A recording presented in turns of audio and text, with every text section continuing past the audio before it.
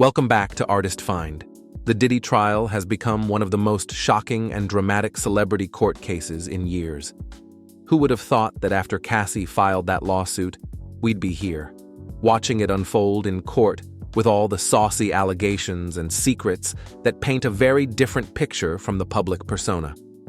From emotional witness testimony to video evidence and courtroom twists, this trial has had it all. And now, as it heads toward a verdict, there have been many moments that have had everyone talking.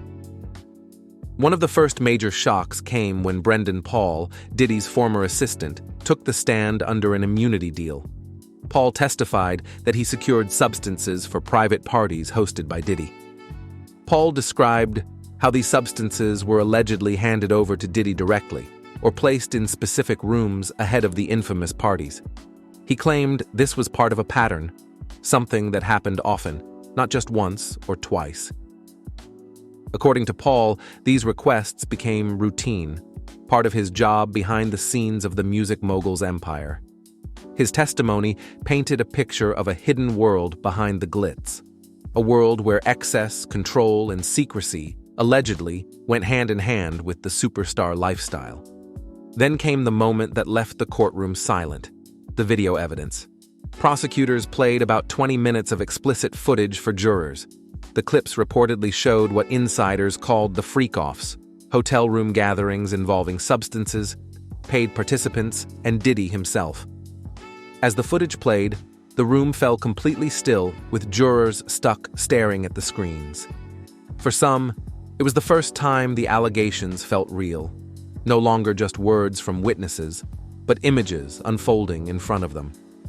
The trial's twists didn't stop there. A juror was removed after it was discovered they'd lied about their residency during jury selection. Diddy's defense team didn't hold back, accusing the prosecution of trying to tip the scales and warning that this could open the door to a mistrial claim. The fact that the dismissed juror was one of only 2 black men on the panel fueled even more tension in an already high-stakes case. Over the course of the trial, prosecutors called 34 witnesses, among them Cassie Ventura, one of Diddy's former girlfriends, and an anonymous woman referred to as Jane. Both described similar patterns of control and forced encounters. Cassie spoke about years of her experience with Diddy. Jane echoed those claims, adding her own details of what life under Diddy's control was like. Their testimony added powerful human voices to the mountain of evidence. Then came a strategic curveball. Diddy's defense team announced they wouldn't call any witnesses, not even Diddy himself.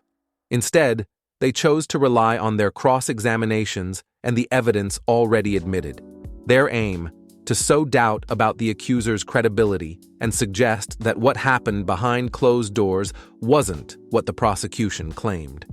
It's a risky strategy, but one that could pay off if the jury finds enough uncertainty in the government's case. Now, all eyes are on the final stretch.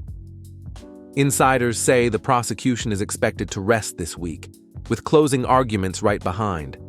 That means jury deliberations could begin before the 4th of July, setting up what could be one of the most talked-about verdicts of the year. The Diddy trial has had it all: explosive testimony, shocking footage, courtroom drama, and high-stakes strategy. And now, it's up to the jury to decide what happens next. Diddy, I got news for you. There's a freight train coming, and you are tied to those motherfucking tracks. And your lawyer, he's got a chisel, he's got a blowtorch, and he's got all kinds of other tools in his toolbox. And nothing he can do can remove you from those tracks, because that train is coming, and that train is the U.S. government.